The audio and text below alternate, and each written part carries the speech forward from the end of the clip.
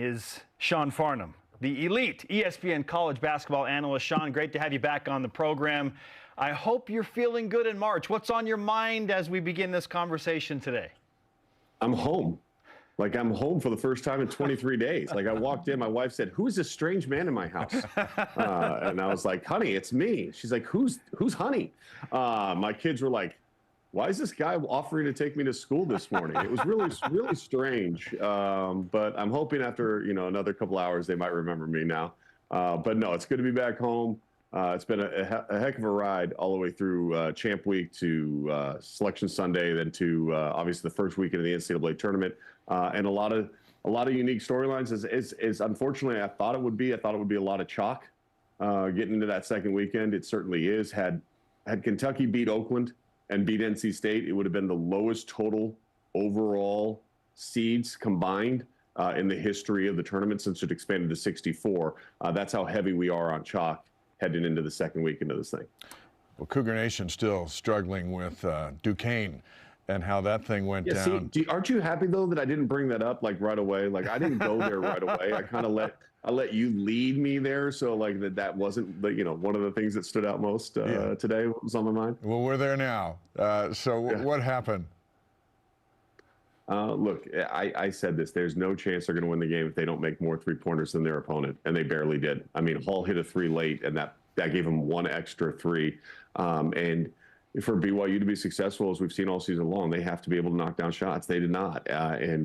We talked about it last week, going into the game, BYU was about 100 spots better in total rebounding percentage than Duquesne. Those numbers did not reflect that way during the course of the game.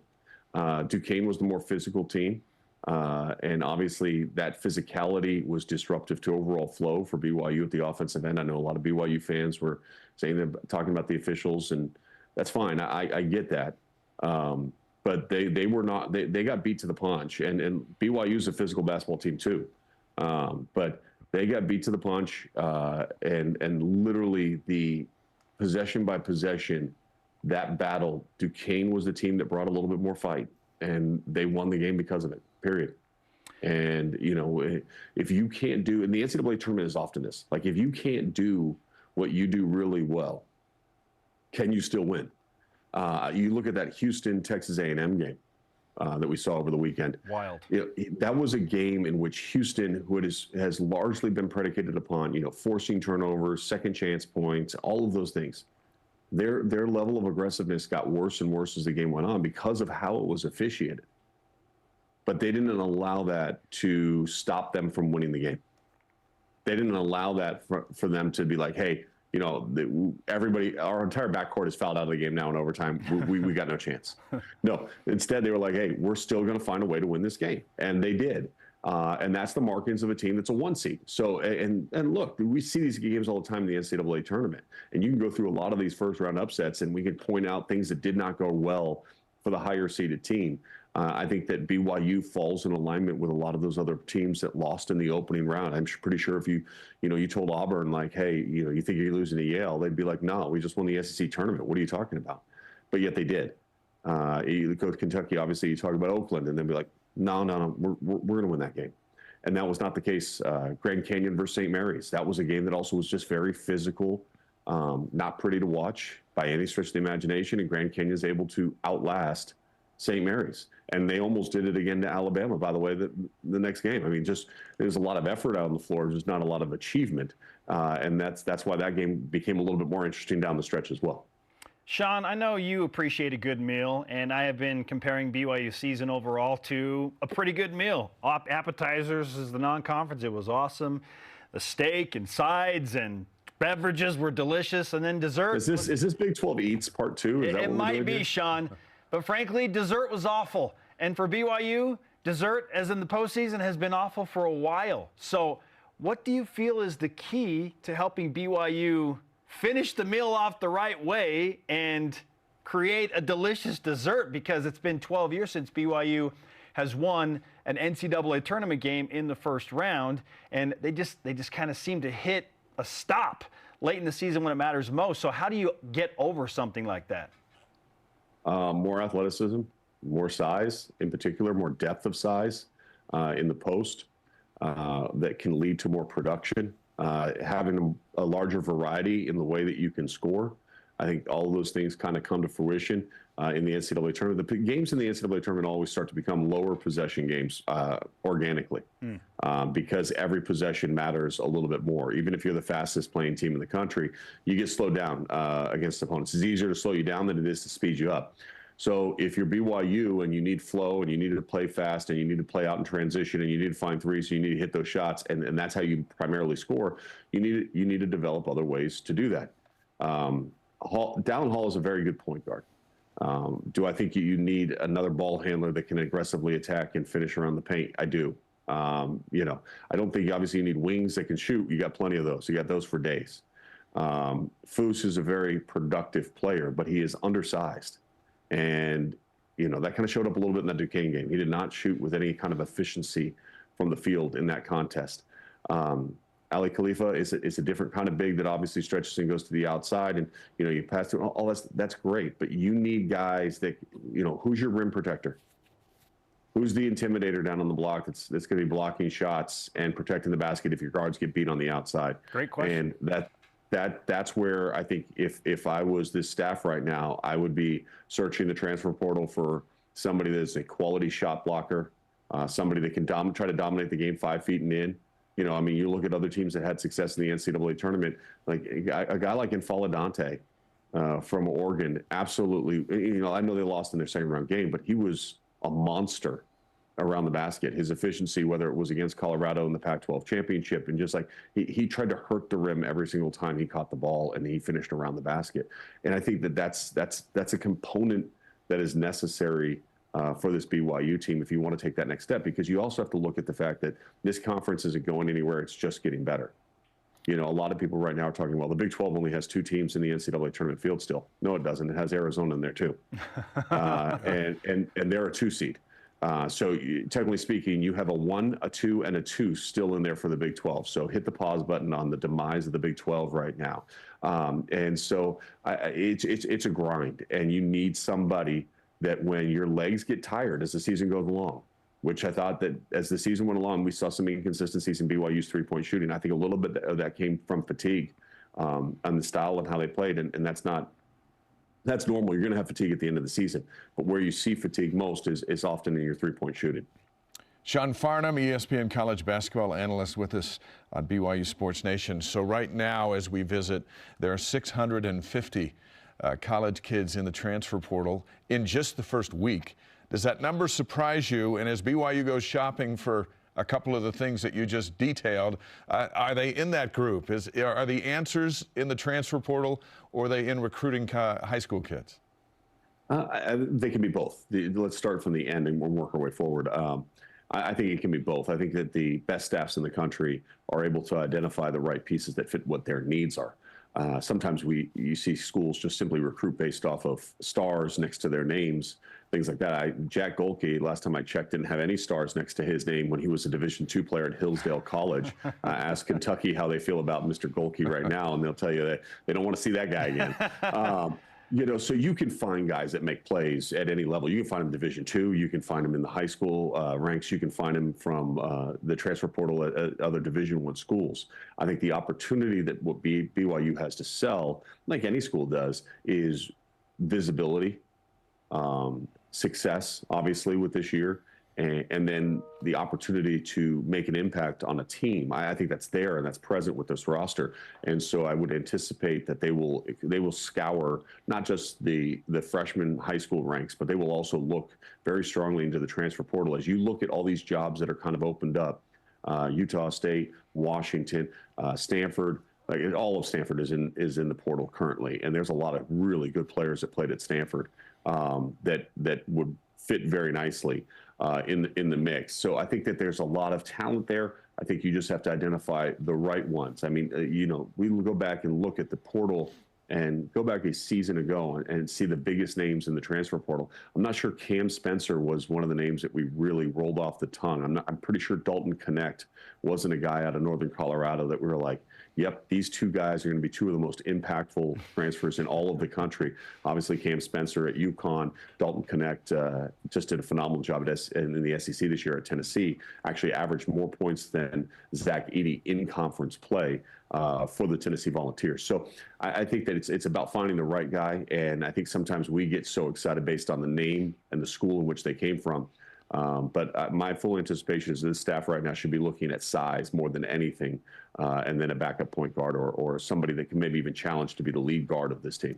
And Sean, I feel like I should remind all BYU fans that Ali Khalifa was a transfer portal addition and at times was just absolutely brilliant. I know he didn't play certainly up to his standard in the NCAA tournament game, and you know, you throw in the fasting from Ramadan, whatever, but like he was awesome for BYU through the transfer portal. And Jaxson Robinson is another guy that Mark Pope went and found and took a chance on in the transfer portal, and that has worked out. Speaking of Jaxson, I mean, consensus average has him as a mid to late second round pick right now in the NBA draft. So in your opinion, do you think he can improve his stock if he comes back and plays another year in the Big 12, or is the iron hot right now and he needs to go? I think that will be determined over the process. I think that it's very easy to look at the mock drafts right now and try to project out where people are going to go. But I think a lot of that's going to change this year based on how you go through your workouts. I was talking to an agent last night that feels like this draft is really not one of the strongest drafts that we've seen in recent years. And because of that, there could be a lot of mobility from a player that right now seen as an early second round pick, maybe going all the way up into the late teens, early 20s of the first round based on how they work out for teams and what particular needs there are for teams. I think Jaxson Robinson has a lot of traits that NBA scouts will absolutely love. One being his ability to knock down shots, but I think even more so his ability and willingness to all year long be the best player on the team, but yet come off the bench.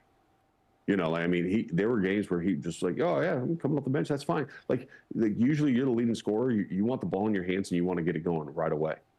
And he didn't worry about that. He knew his time would come and he knew his opportunity would be there, and he stepped up for his team throughout the course of the year at a very high and elite level. And I think that's a personality makeup, that's a mindset makeup that when you go to the NBA, let's be honest, most guys that get drafted in the NBA are not stars in the NBA. They're not. What they are role players that have an opportunity to start to excel and exceed in their role, and they kind of fill in the gaps amongst the stars that are on the roster. And like, while a lot of people may think that that's, well, why are you saying that you're limiting so many players? Go back and look at the drafts. How many superstars, how many stars are there in every draft? It's very few and far between. So being a role player in the NBA, as I think Fran Fraschilla says, you know what a role player in the NBA means? You're a millionaire. So that's not a bad thing to be. And I think Jaxson Robinson is going to fit in nicely at the next level. So in a roundabout answer, do I think he's ready now? I do. Do I think he should go now? That's dependent upon solely based on if a team's ready to commit to him. I think that if he's a non-first round pick, here is an opportunity to come back and make even a larger name for himself, especially with the way that Coach Pope coaches and how he's put him in a situation to be successful. You can trust that and know that you're going to be on the big stage and have a lot of bright lights around you. All right, Sean, to close out, and before we allow you to go and experience home and enjoy home because you're finally there, I need to ask you about the idea, and this is based on something Jimmer Fredette has talked about. Jimmer Fredette going to the Olympics, by the way. 3-on-3 right? U.S. basketball. Let's go. Incredible stuff there. Jimmer Mania about to hit the world level. But Jimmer has referenced his first two trips with his BYU teams to the NCAA tournament, both losses, as needed learning experiences that kind of elevated BYU's game and his game and motivated them to then make a run where they got to the second round, and then his senior year they got to the Sweet 16. Do you buy into that a team like this from BYU this year, having gone through the bright lights of the NCAA tournament and a Big 12 season, that this can somehow channel them to be better when it comes to next year and the tournament potential? No, because the roster turnover will be so high. Okay. You think there will be a big roster turnover? Okay. I just think that you're going to have so many new parts and new players in different roles that it changes. I think college basketball is unique now and has even become a little bit more unique. But This is this year's story. I talked about this with UConn when I was on Scott Van Pelt over the weekend. UConn is not the reigning defending champions. This is not the same UConn team. They're missing 3 or 4 players that were very important to their success a season ago. This is a team that is trying to, right now, looks like a team that's trying to win a national championship, not defend one. And so the standards of the program increase, but the experiences don't necessarily add up the same way that it used to in college basketball when guys stayed and had a lot of time. You're adding a guy that was a top 100 recruit a couple years ago, comes into the program next year. You're looking to add hopefully some size in the transfer portal and whatnot. That changes the whole entire locker room dynamic. These are guys that you'll count on that haven't played in an NCAA tournament game with BYU, haven't played through the Big 12. All of that starts all over again. I had somebody ask me yesterday, so what's your thoughts on the early take on the Big 10 next year? I got no idea. What are you talking about? How could I have any clue what it's going to look like? Michigan just got a brand new coach. Ohio State just hired Diebler, who we thought was maybe going to be leaving and going to Pepperdine. Then he does well in the interim basis, and boom, now he takes that job. Rutgers has 2 of the top 3 players in the country coming in next year. I got no idea what the Big 10 is going to look like. And by the way, I got no idea what the Big 12 is going to look like. I will tell you this: Kansas isn't even going to look close to what it looks like this year. No. I mean, Bill Self is going to be, there's going to be some changes on that roster. So as you look at this process, it's really difficult to project out what next year's rosters will look like as far as who you are going against and how they're playing. 1 year's success does not determine, or lack of success in the NCAA tournament mean that you're automatically going to have success in the following tournament, because your matchup and everything, and there's no guarantee, first of all, that you even get back there. And that is the carrot that right now, the most difficult part in college basketball is this journey is over. This book is closed. We have to write a new book next year. And those chapters begin actually right now. Like if you're a player on BYU's roster, and I've been a first round bump before, and we lost to Detroit Mercy my junior year. Yeah. I was in the gym on Monday. We got getting guys in there and saying, hey, we got to change this. We're not doing this again next year. And that pain of losing, to Jimmer's point, maybe this was what he was alluding to, but that pain of losing, it should be the motivation of getting in the gym and individually getting better during this spring period, collectively getting better, working on chemistry off the floor that can allow you to find success the following year. And there is the hope that I was looking for, Sean. That is a beautiful way to end this conversation. You've made us all feel better once again. Congratulations on a successful March, and I hope you have a little time off to relax and just enjoy some games for once, man. Thank you so much for the time. Yeah, no time off. I'll be back working on Thursday, so it's all good. Final Four next week in Phoenix. It's a great ride. It's 2 more weeks, but guys, I appreciate you guys having me on each and every week. Been a great pleasure joining you, talking about a very exciting and great basketball team. And I would tell all your fans, the disappointment of March, it's real, and I get it, and you should feel it, and you shouldn't run from it. But don't forget about the joys and the elation of the journey that this team took you on throughout the course of the year. If I would have told you before the start of the year, and I did in November, that they were going to win 11 games in conference play, they ended up actually winning 11 if you count the Big 12 tournament win over UCF. But if I would have told you they were going to finish the year ahead of Kansas inside the Big 12, come on, every BYU fan's going, where do I sign up for that? If I told you go into Allen Fieldhouse and you'd beat Kansas, every BYU fan would sign up for that.